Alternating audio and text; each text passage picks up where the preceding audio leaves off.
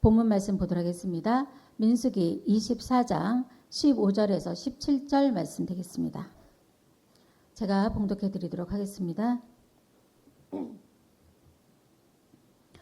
노래를 지어 가로되 부올의 아들 발람이 말하며 눈을 감았던 자가 말하며 하나님의 말씀을 듣는 자가 말하며 지극히 높으신 자의 지식을 아는 자 전능자의 이상을 보는 자 엎드려서 눈을 뜬 자가 말하기를 내가 그를 보아도 이때의 일이 아니며 내가 그를 바라보아도 가까운 일이 아니로다. 한 별이 야곱에게서 나오며 한 홀이 이스라엘에서 일어나서 모압을 이편에서 저편까지 쳐서 파하고 또 소동하는 자식들을 다 멸하리로다. 아멘. 네, 오늘 말씀을 통해서 한 홀과 유다의 축복이라는 제목으로 말씀을 증거하도록 하겠습니다. 한 홀과 유다의 축복. 저와 여러분들은 어떤 족속이죠? 예, 유다 족속이죠. 그래서 오늘 한 별과 하나가 될 때 우리 유다가 어떤 축복을 받을 수 있는지 알아보는 귀한 시간 되기를 바랍니다. 자, 우리가 축복을 받는다는 건 어때요? 굉장히 좋은 거죠. 남녀노소 할 것 없이 복을 받는다, 축복을 받는다면 굉장히 좋아하는데, 자, 이런 축복을 받기까지는 거저 받아지는 것이 아닙니다. 축복을 받기까지의 과정을 우리가 넘고 또 넘어야 돼요. 그래서 우리 세상에서도 이런 일 하잖아요. 산 넘고 또 산이네. 나 힘든 거 다 지났으니까 좀 편안해질 것 같은데 그 다음에 보니까 또 뭐가 있어요. 또 산이 있는 거예요.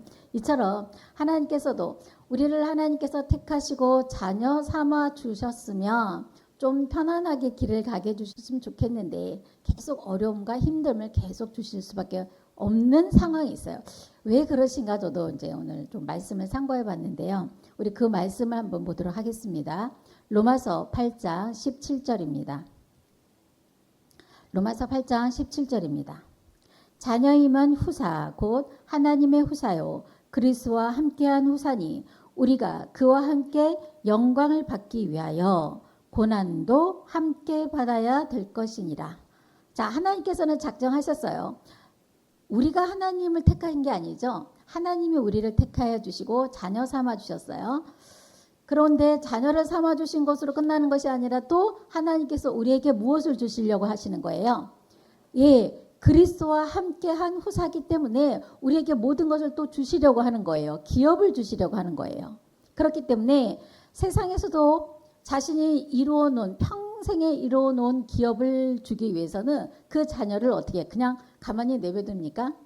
아니죠. 그 기업을 잘 지키고 그 기업을 더욱 성장시키기 위해서 어떻게 해요? 끊임없이 가르치시고 책망하고 가르친단 말이에요.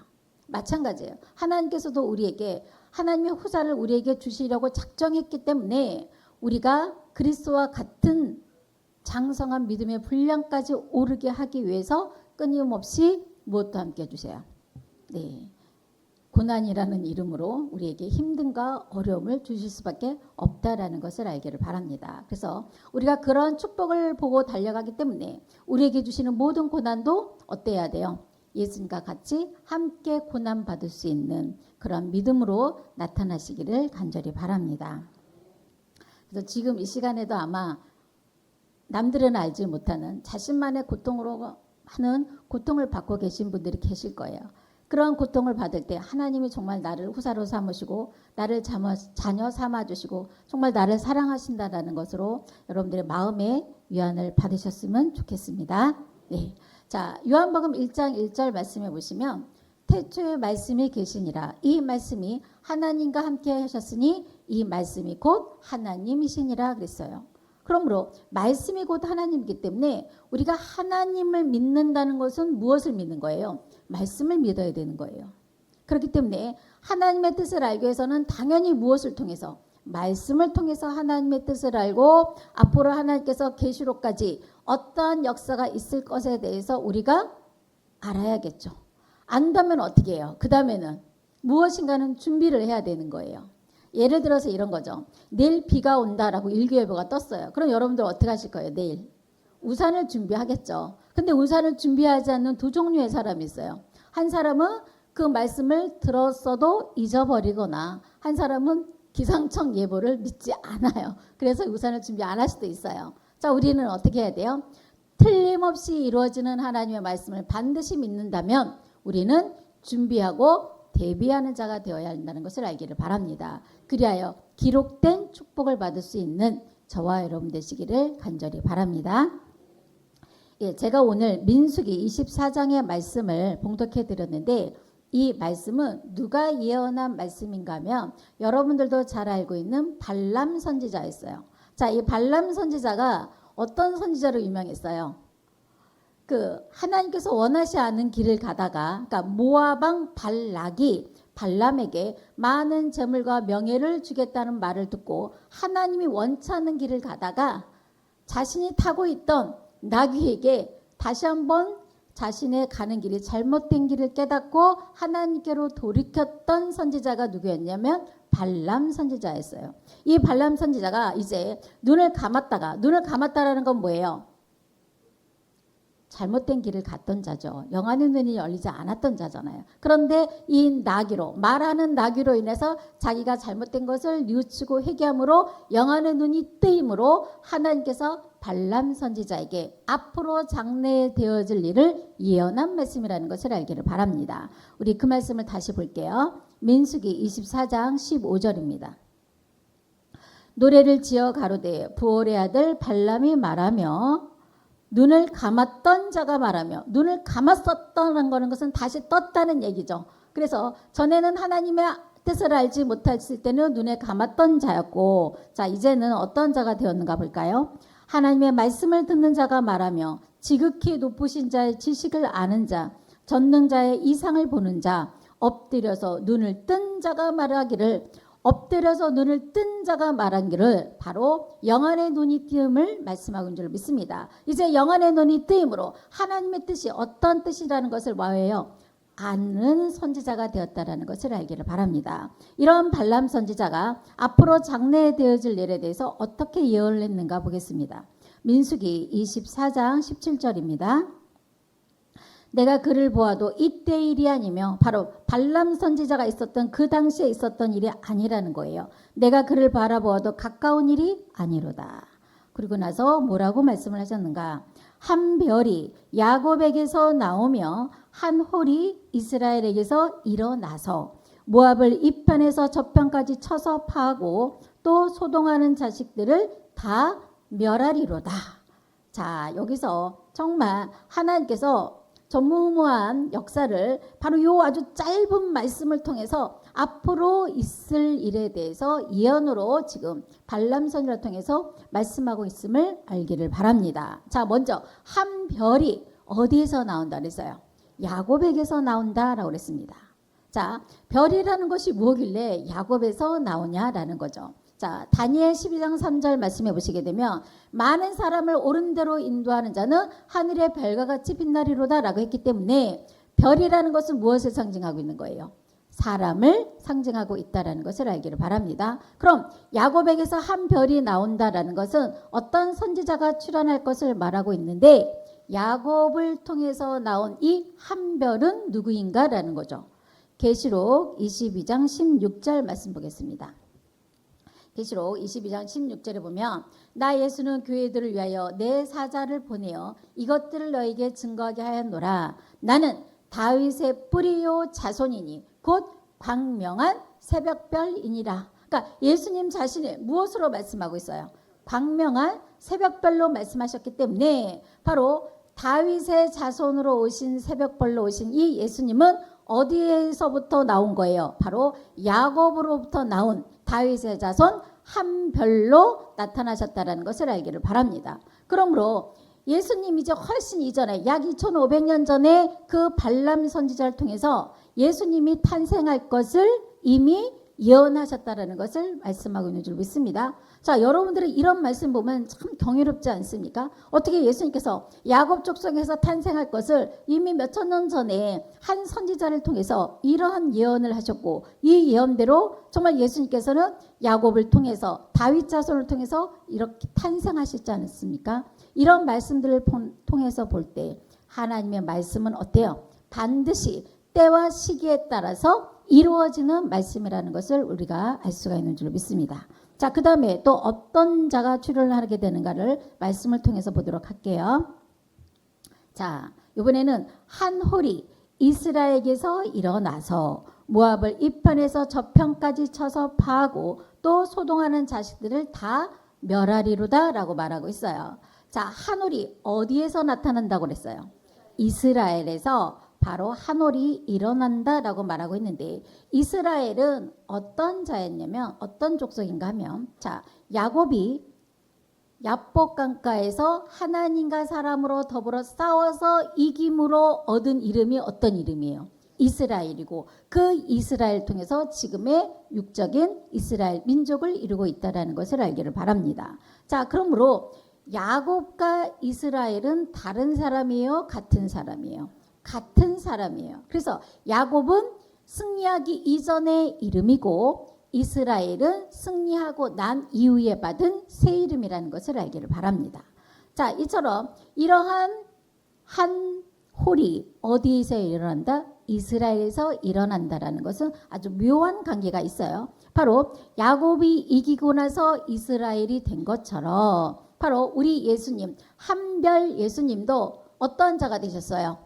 이긴 자가 됐죠. 그래서 십자가 지시고 부활하심으로 이긴 자가 되므로 이긴 자가 된 그 예수님의 속성을 받아서 한 홀의 출현도 바로 이기는 자로 나타나게 될 것을 말씀하고 있는 줄로 믿습니다. 이런 한 홀이 이긴 자로 나타났기 때문에 출현했을 때 어떤 일을 한다고 그랬어요? 모압을 이 편에서 저 편까지 쳐서 파하고 소동하는 자식을 멸하리라 라고 말씀하고 있는 줄로 믿습니다. 그러므로 이 한 홀은 누구로부터 나오는 자예요? 바로 한별 대신 예수 그리스도를 통해서 나오는 이기는 자를 말씀하고 있다는 것을 깨우침 받기를 바랍니다. 그런데 왜 홀이라고 말을 하고 있을까요? 자, 홀이라는 것은 어떠한 것이냐면 옛날에 이제 대신들이 가장 높은 대신이 있잖아요. 지금으로 말하면 우리나라로 말하면 국무총리와 같은 일을 하는 자들이 있어요. 가장 높은 자가 왕에게 무엇인가를 아랠 때 홀에다가 왕에게 아랠 것을 글을 적어서 왕에게 아뢰고 또 왕은 전달할 사항을 받고 거기에 홀에다가 다른 말로 하면 패라고도 말해요. 그 패에다가 왕의 하신 말을 듣고 적어서 많은 대신들에게 전하는 것이 바로 이 홀입니다. 다른 말로 패라고 말을 해요. 그래서 이 홀을 가진 자의 권세는 대단하죠. 그래서 뭐라고 말하냐면 1인지하 만인지상이라고 말합니다. 그러니까 위에는 왕이 있고 밑에는 수많은 백성들이 있기 때문에 1인지하 만인지상의 자리가 있는 자가 바로 홀을 가진 자라는 것을 알기를 바랍니다. 이런 홀을 가진 자가 결국 어떤 권세를 가지고 있냐면 모압을 이 편에서 저 편까지 쳐서 파하는 그러한 역사가 있을 것을 말씀하고 있는 거예요. 그래서 그 당시에 바로 발람 당시에도 모압 족속이 이스라엘 백성들이 가나안 땅에 들어갈 때에 가장 대적하고 막았던 자들이 모압 족속이란 말이죠. 그래서 얼마나 싫었으면 이스라엘 민족이 싫었으면 하나님의 백성이 싫었으면 이스라엘의 선지자가 발람 선지자인데 그 발람 선지자를 돈과 재물로 유혹을 해서 이스라엘 백성들을 저주해달라 이렇게까지 말한 족속이 어떤 족속이었던 거예요? 모압 족속이었다는 것을 알기를 바랍니다. 그럼 이것이 세상 끝날에도 똑같이 한 홀이 나타났을 때 어떤 족속이 있어야 된다는 얘기예요? 예, 영적인 모압 족속이 똑같이 이렇게 출현할 것을 말하고 그런 모압 족속을 한 홀을 통해서 심판당하게 될 것을 말씀하고 있는 줄로 믿습니다. 자, 한 홀은 나왔는데 모압 족속이 없으면 어떻게 되는 거예요? 하나님 말씀이 이루어지겠어요? 안 이루어지겠어요? 이루어지지 않겠죠. 그렇기 때문에 한 홀이 출현한다는 것은 결국 누구도 있다. 바로 이 시대에 영적인 모압 족속도 있게 될 것을 말씀하고 있는 줄로 믿습니다. 자, 그러면 한 홀이 앞으로 영적 모압 족속을 어떻게 심판하게 되느냐라는 거죠. 자, 우리 에레미야 48장 11절입니다. 에레미야 48장 11절입니다. 모압은 예로부터 평안하고 포로도 되지 아니하였으므로 마치 술에 그 찢기 위에 있고 이 그릇에서 저 그릇으로 옮기지 않음 같아서 그 맛이 남아있고 냄새가 변치 아니하였도다. 자, 모압은 어떤 족속이래요? 예로부터 평안하고 포로도 되지 아니하였다라는 것은 그 당시의 모압 족속을 말씀하고 있는 것이 아니라 세상 끝날에 바로 이런 영적 모압 족속이 어떠한 족속으로 나타나게 될 것을 말씀하고 있는 줄로 믿습니다. 옛날 생각하면 안 돼요. 이런 모압 족속은 앞으로 한올이 일어났을 때 함께 나타나는 영적 모압 족속으로 여러분들이 말씀을 깨달아야 될 줄로 믿습니다. 이런 모압 족속은 어떻대요? 예로부터 평안하고 포로도 되지 않았다라는 것은 강한 자로 나타나는 거예요. 힘 있는 자가 되는 거예요. 그래서 강하고 힘 있는 자는 잡혀가지 않잖아요. 끌려다니지 않는단 말이에요. 그런 모압 족속으로 나타나게 될 것을 말씀하고 줄 믿습니다. 결국 이것은 무엇을 말하고 있냐면 강하고 힘이 있으니까 어떠한 좋은 말씀도 어떠한 구원의 복음의 말씀도 듣지 않는 거예요. 그 자리에 가만히 있어서 오직 비진리의 교권의 진리의 비진리의 말씀만을 지키고 있는 족속이 바로 모압 족속이라는 것을 알기를 바랍니다. 이러한 자들은 이 그릇에서 저 그릇으로 옮기지 않아서 어떻게 하는 거예요? 냄새가 나고 있다라는 것을 말씀하고 줄 믿습니다. 그러니까 찌기가 그대로 가라앉아 있는 거예요. 그러면 우리가 예를 들어서 막걸리를 비유를 들어볼게요. 막걸리를 계속 가만히 놔두면 어때요?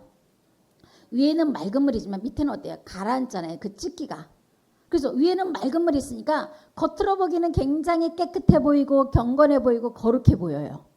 지금의 오늘날의 기성교회를 말씀하고 있는 줄 믿습니다. 겉으로는 거룩해 보고 깨끗해 보이지만 그 밑에는 비진리의 더러운 것이 그대로 깔아앉아 있는 거예요. 이것이 바로 하나님 보시기에 냄새가 나는 그릇이 될 수밖에 없다라는 것을 알기를 바랍니다. 자, 그릇이라는 게 무엇인가 우리 잠깐만 볼까요?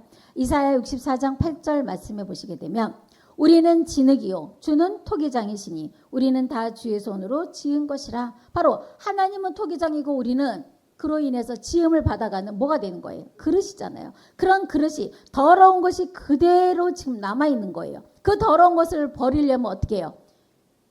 여기를 갔다가 저기를 갔다가 좋은 말씀을 우리가 배워야 되는데 자신의 비진리의 말씀을 버려야 되는데 끝까지 버리지 않는 자가 되었을 때 냄새가 있다라고 말씀하고 있는 줄로 믿습니다. 자, 그럼 이렇게 자기 자리만 고집하고 끝까지 움직이지 않는 자들은 과연 어떠한 자들일까요? 마태복음 8장 11절입니다. 마태복음 8장 11절입니다. 또 너에게 이르노니 동서로부터 많은 사람이 이르러 아브라함과 이삭과 야곱과 함께 천국에 앉으려니와 나라의 본 자손들은 바깥 어두운 데 쫓겨나 거기서 울며 이를 갈미 있으리라. 바로 나라의 본 자손들은 어떤 자들이에요? 정통파예요. 절대로 움직이지 않은 자. 오직 자신의 것만 옳고 자신의 것만 귀하게 생각하고 있기 때문에 어디도 가지 않는 나라의 본 자손들을 바로 모압 족속으로 비유하고 있다라는 것을 알기를 바랍니다. 이해가시죠?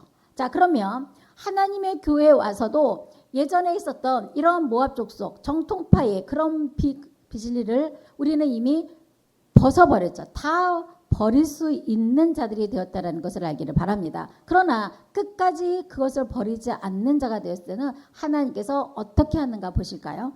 에레미야 48장 12절입니다.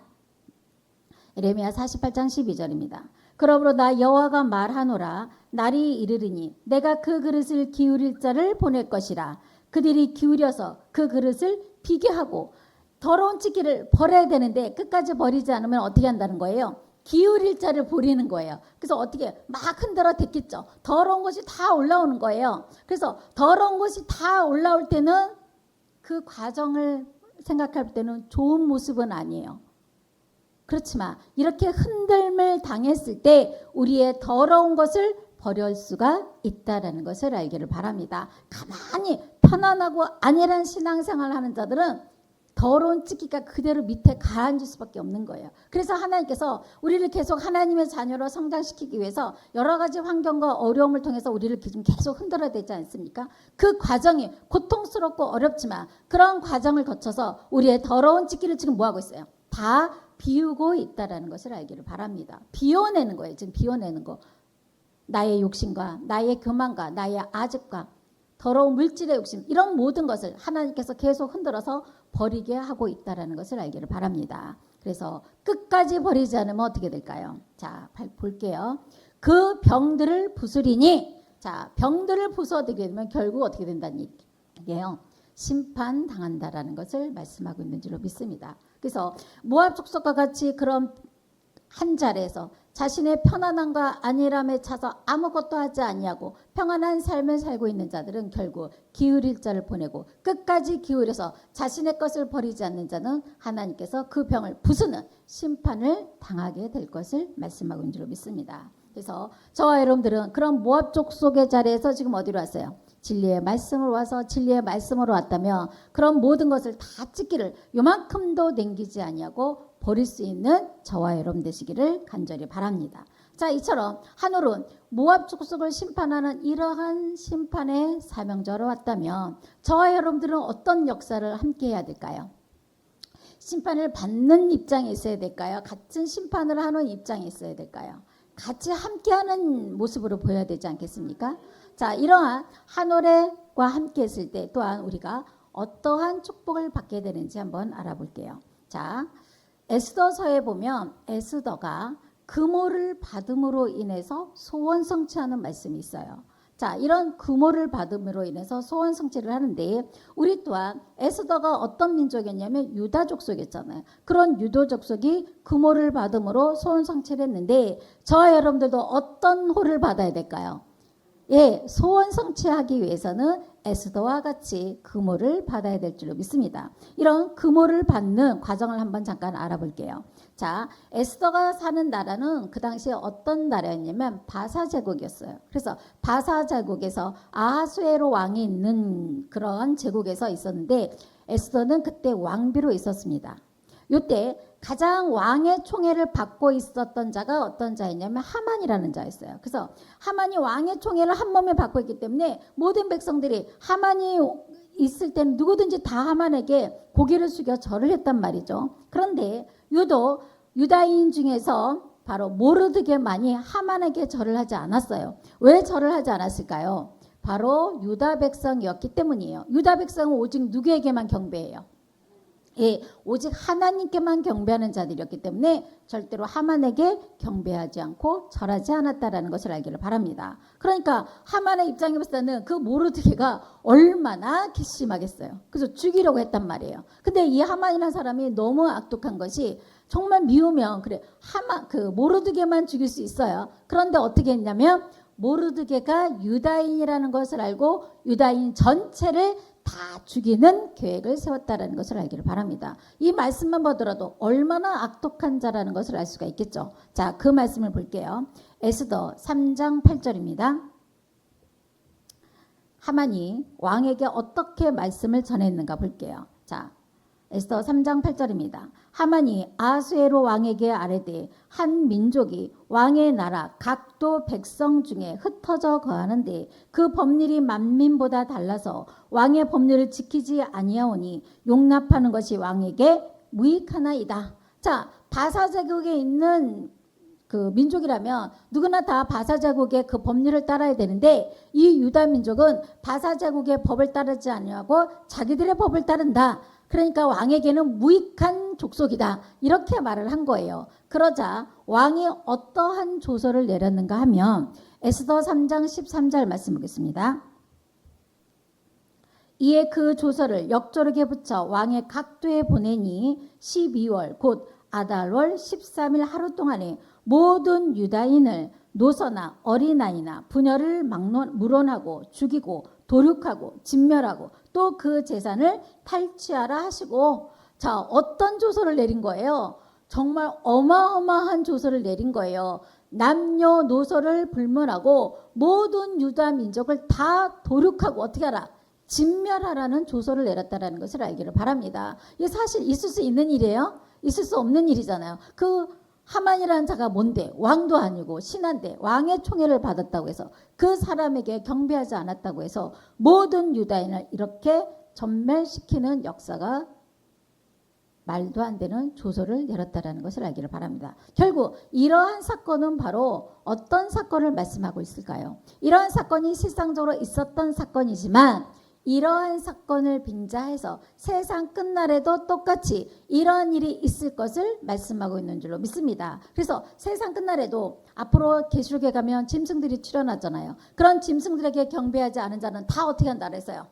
다 죽임을 당하는 역사가 있단 말이죠. 그런 것을 이 에스더를 통해서 우리에게 먼저 보여주고 있다는 것을 알기를 바랍니다. 짐승에게 경배하지 않을 때, 정말 우리가 유다 민족으로서 짐승에게 경배하지 않았을 때 우리가 어떻게 구원을 받는가를 에스더를 통해서 우리에게 보여주는 말씀이라는 것을 깨닫기를 바랍니다.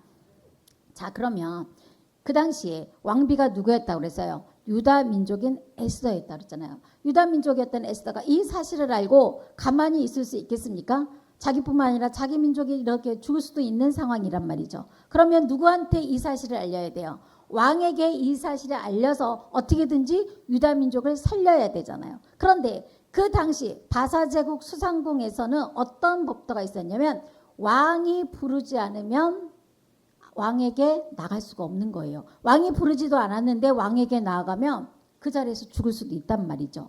그런데 에스더는 반드시 왕에게 이 사실을 알려야만 유다 민족을 살릴 수 있어요. 그래서 어떻게 했는가 한번 알아보도록 하겠습니다. 에스더 4장 16절 말씀 보겠습니다. 에스더 4장 16절입니다. 당신은 가서 수산에 있는 유다인을 다 모으고 나를 위하여 금식하되 밤낮 3일을 먹지도 말고 마시지도 마소서. 나도 나의 시녀로 더불어 이렇게 금식한 후에 규례를 어기고 왕에게 나아가리니 죽으면 죽으리이다. 여기서 유명한 말이 나오죠. 어떤 말이 나와요? 죽으면 죽으리이다. 누구를 위해서? 나라와 민족을 위해서 에스더는 죽으면 죽으리라는 그 믿음을 가지고 누구한테 나아가는 거예요? 왕 앞에 나아가기로 작정하고 있다는 것을 알기를 바랍니다. 먼저 그 앞에 무엇을 하는 거예요? 금식하고. 자, 구약시대의 금식은 그냥 편안하게 밥만 안 먹는 그런 금식이 아니에요. 그러니까 머리를 흐트리고 몸에 그 베옷을 입고 제에 앉아서 엄청난 고통스러운 그런 금식 기도를 한단 말이에요. 그런 금식 기도를 하고 내가 죽으면 죽으리라는 그런 믿음을 가지고 왕 앞에 나아갈 것을 말씀하고 있는 줄로 믿습니다. 자, 이렇게 이제 금식을 하고 나서 이제 에스더가 정말 왕이 뜰 안에 있는 곳까지 갔어요. 그때 왕이 에스더를 보고서 어떻게 했는가 보도록 하겠습니다. 에스더 5장 2절입니다. 에스더 5장 2절입니다.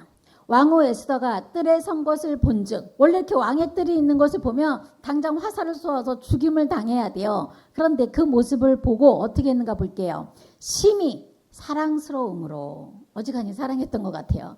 자, 누구의 마음을 가졌을까요? 하나님께서 왕의 마음에게 그런 마음을 주셨겠죠. 사랑스러움으로 손에 잡았던 그모를 그에게 내어미니 에스더가 가까이 가서 그모 끝을 만진지라. 왕이 이르되 왕후 에스더여 그대의 소원이 무엇이며 요구가 무엇이뇨? 나라의 절반이라도 그대에게 주겠노라. 자, 오히려 죽임을 당한 것이 아니라 무엇을 내어밀은 거예요? 금호를 내어밀고 바로 소원 성취를 해주겠다고 말씀하고 있는 줄로 믿습니다. 나라의 절반이라도 내가 너에게 내어주겠다라고 말한 거예요. 무엇을 먼저 줬어요? 금호를 내어밀었다라는 것을 알기를 바랍니다. 금호를 내어밀었다는 것은 결국 뭐예요? 에스더가 바로 그몰의 모든 권세를 받았다라는 것을 의미하고 있는 줄로 믿습니다. 이런 그몰을 받았을 때 우리가 무엇을 할 수 있는 거예요? 소원 성취할 수 있는 거예요. 자, 소원 성취하는 것은 간단하네요. 뭘 받으면 돼요? 예, 그몰을 받으면 됩니다. 여러분들이 아직 소원 성취를 못했다면 그몰을 못 받으신 거예요. 저도 아직 못했어요. 자, 이런 그몰은 누구에게 줄까요? 그럼 가요. 바로 에스더와 같이 나라와 민족을 위해서 내가 죽으면 죽으리라는 그 믿음을 가진 자에게 하나님께서 금호를 주시게 될 것을 말씀하고 있는 줄로 믿습니다. 자, 그런데 문제는 뭐예요? 금호를 받았으면 에스더의 소원은 뭐였어요?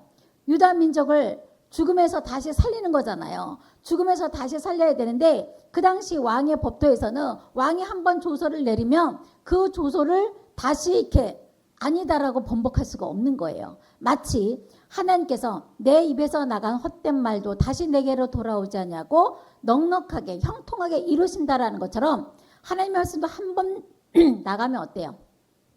그냥 되돌아오는 게 아니잖아요. 반드시 이루시는 거잖아요. 이와 같이 이 왕의 명령도 한번 나가기 때문에 절대로 그 명령을 다시 회수할 수 없었다라는 것을 알기를 바랍니다. 그래서 다시 어떠한 조서를 내렸냐면 유다 민족을 진멸할 때 같이 싸워서 이기라는 명령을 다시 내린 거예요. 이해가시죠? 그래서 가만히 앉아서 유다 백성이 구원함을 받은 것이 아니라 자기 자신을 죽이려고 하는 자와 싸워서 이길 수 있는 권세를 주셨다. 그것이 바로 그몰의 역사라는 것을 알기를 바랍니다. 자, 그래서 어떻게 했을까요? 에스더 9장 16절 말씀 보겠습니다. 에스더 9장 16절입니다. 왕의 각 도에 있는 다른 유다인들이 모여 스스로 생명을 보호하여 대적들에게서 벗어나며 자기를 미워하는 자 7만 5천인을 도륙하되 그 재산에는 손대지 아니하였더라. 결국 어떻게 했어요? 가만히 앉아서 죽임을 당하는 것이 아니라 그 대적과 싸워 이겼다라는 것을 알기를 바랍니다. 이렇게 싸워서 이길 수 있는 것은 무엇을 받았기 때문에요? 금호를 받았다라는 것을 알기를 바랍니다. 만약에 금호를 받지 않았다면 이렇게 싸워도 이길 수 있었겠어요? 없었겠어요? 절대로 싸울 수도 없고 이길 수도 없었다라는 것을 에스더를 통해서 우리에게 보여주시는 말씀이라는 것을 알기를 바랍니다. 마찬가지예요. 우리도 세상 끝날에 홀과 함께 바로 모압 족속을 이제 같이 심판을 해야 되는데 그때 우리는 홀과 함께 했으니까 이미 무엇과 함께 하는 거예요? 그물과 함께 하는 거잖아요. 그렇기 때문에 우리는 어떤 역사예요? 무조건 싸우면 어때요? 이기는 역사라는 것을 알기를 바랍니다. 그런데 단 조건은 뭐예요? 가만히 앉아있는 것이 아니라 어때요? 함께 하고 함께 싸워야 줘야 된다는 것을 알기를 바랍니다. 요것만 여러분들이 해주시면 돼요. 함께 움직이고 함께 싸워주기만 하면 되는 거예요. 그러면 무조건 뭐예요? 이기는 역사라는 것을 알기를 바랍니다. 왜냐? 이기기로 작정되어 있으니까. 저와 여러분들 끝까지 홀과 함께하면 이기기로 작정된 전쟁이라는 것을 알기를 바랍니다. 자, 결국 이런 그몰의 역사는 무엇이냐면 그몰과 함께 했을 때 우리에게 소원 성취를 이루게 되고 그몰과 함께 했을 때 우리가 무엇이든지 이길 수 있는 축복을 받게 된다는 것을 알기를 바랍니다. 자, 창세기 49장 10절입니다. 창세기 49장 10절입니다. 홀이 유다를 떠나지 아니하며, 자, 홀이 누구를 떠나지 않아요? 유다를 떠나지 않아요. 어떻게 하냐면 치리자의 지팡이가 그 발 사이에 떠나지 아니하시기를, 바로 홀이 치리자의 지팡이가 돼서 유다를 떠나지 아니하시고 끝까지 우리를 지켜주시게 될 것을 말씀하는 줄 믿습니다. 어느 때까지 하느냐면 실로가 오시기까지. 여기서 실로는 하나님의 영명이라는 것을 알기를 바랍니다. 그러므로 지금 이곳은 어떠한 곳이에요? 하나님의 집 실로잖아요. 하나님의 집 실로에 누가 오신다? 실로가 오시기까지 바로 그에게 모든 백성이 복종하리로다 라고 말씀하는 줄로 믿습니다. 그래서 하나님이 실로에 오시기까지 누가 지켜주시는 거예요? 홀이 끝까지 유다를 떠나지 아니하고 우리의 보호자가 되고 우리를 지켜주시게 될 것을 말씀하는 줄로 믿습니다. 그러므로 저와 여러분이 홀을 떠나면 돼요, 안 돼요? 절대로 안 되는 거야. 하나님이 오시기까지, 실로에 하나님이 오시기까지 끝까지 홀을 떠나지 아니하고 홀과 함께 했을 때에 우리가 그물과 같은 소원 성취도 할 수 있고 하나님의 축복을 함께 받을 수 있는 자가 된다는 것을 알기를 바랍니다. 자, 시편 110장 2절에서 3절 말씀 보겠습니다. 시편 110장 2절에서 3절입니다. 여호와께서 시온에서부터 주의 권능의 홀을 내어보내니, 자, 이 권능의 홀이 뭐예요? 예, 우리를 지켜주시는 홀이라는 것을 알기를 바랍니다. 권능의 홀을 내어보내리니 주는 원수 중에서 다스리소서. 바로 원수들이 있다 할지라도 우리를 다스려 주실 것을 말씀하고 있는 줄로 믿습니다. 또한 3절에 보시면 주의 권능의 날에 주의 백성이 거룩한 옷을 입고, 주의 권능의 날이라는 것은 홀이 어떤 홀로 출현해요? 권능의 홀로 출현하니까 권능의 홀로 함께 했을 때 그날이 어떤 날이 되는 거예요? 권능의 날이 된다라는 것을 알기를 바랍니다. 권세와 능력 있는 날이 되는 거예요. 그래서 주의 백성이 무엇을 입고? 거룩한 옷을 입고. 무슨 옷을 입어야 돼요? 우리는 거룩한 옷을 입은 자가 되어야 될 줄로 믿습니다. 거룩한 옷을 입어야 되는데 이때까지도 거룩한 옷을 입지 못하면 어떻게 되겠어요? 홀과 함께 할 수가 없는 거예요. 홀과 함께 하기 위해서는 반드시 우리가 어떤 옷을 입어야 돼요? 거룩한 옷을 입고 무엇을 하느냐? 즐거이 헌신하니. 그러니까 우리가 하나님께 헌신하고 봉사할 수 있는 것은 거룩한 옷을 입었을 때 헌신하고 봉사할 수 있는 것이지, 거룩한 옷을 입지 못하면 즐겁게 헌신할 수가 없는 거예요. 불평과 불만만이 나올 수밖에 없다라는 것을 알기를 바랍니다. 그래서 거룩한 옷을 입고 즐거이 헌신하니 새벽 이슬 같은 주의 청년들이 주께 나오는도다. 바로 이런 주의 거룩한 옷을 입은 자들이 어떠한 자들이다? 새벽 이슬과 같은 주의 청년들이라는 것을 알기를 바랍니다. 자, 우리가 알고 있죠. 청년이라고 해서 나이가 젊다고 해서 청년이 아니에요. 바로 거룩한 옷을 입고 주의 이슬과 같은 말씀을 갖고 있는 자, 이러한 자, 믿음이 살아있고 믿음의 열정이 있고 하나님 앞에 무엇이든지 할 수 있는, 이런 헌신할 수 있는 믿음이 바로 이러한 자들이 나이가 많아도 청년이라는 것을 알기를 바랍니다. 바로 이곳에 있는 여러분들이 이런 새벽 이슬과 같은 청년들로 나타나고, 이러한 자들이 바로 누구와 함께 할 수 있다? 건등의 홀과 함께 할 수 있다라는 것을 말씀한 줄로 믿습니다. 자, 그러므로 이런 홀과 함께 했을 때 우리는 그럼 앞으로 어떤 일을 해야 되느냐라는 거죠. 자, 소원 성취를 해야 된다 그랬어요. 여러분들의 소원은 무엇입니까? 여러분들의 소원 이전에 예수님이 원하는 소원이 계세요. 자, 예수님이 원하는 소원이 무엇인가 잠깐 볼게요. 히브리서 10장 13절 말씀 보겠습니다. 히브리서 10장 13절입니다. 그 후에 자기 원수들로 자기 발등상이 되게 하실 때까지 기다리시나니. 자, 예수님은 지금 기다리고 계세요. 무엇을?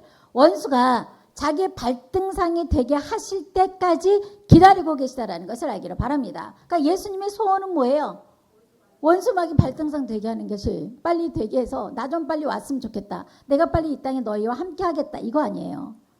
그것을 지금 예수님이 소원하고 있는데 우리는 다른 소원을 위해서 열심히 뛰고 있으면 안 되겠죠. 저와 여러분이 하늘과 함께 영적 모압 족속을 멸절시키고 하루빨리 원수마귀를 팔등상시킴으로 예수님이 이 땅에 오실 때까지 우리가 힘써야 될 것을 말씀한 줄로 믿습니다. 그래서 그 당시에 발람 선지자가 있었던 당시에도 그 모압 족속을 넘어서야 우리 가나안 땅에 들어갈 수가 있는 거예요. 그래서 홀의 사명자와 함께 우리가 영적 모압 족속을 함께 멸절시켰을 때에 그리스도의 나라가 이 땅에 이루어지게 될 것을 말씀한 줄 믿습니다. 기다리기만 해서는 안 돼요. 제가 조금 전에 그랬잖아요. 에스더서에서 금호를 받았다고 해서 가만히 앉아서 기다리고만 있으면 죽임을 면하는 것이 아니에요. 뭐 칼이 날라오는데 피하거나 그 사람과 싸워 이겨야 되는데 가만히 앉아 있으면 우리가 구원함을 받을 수 있나요? 함께 움직이고 함께 싸워야 될 것을 말씀한 줄 믿습니다.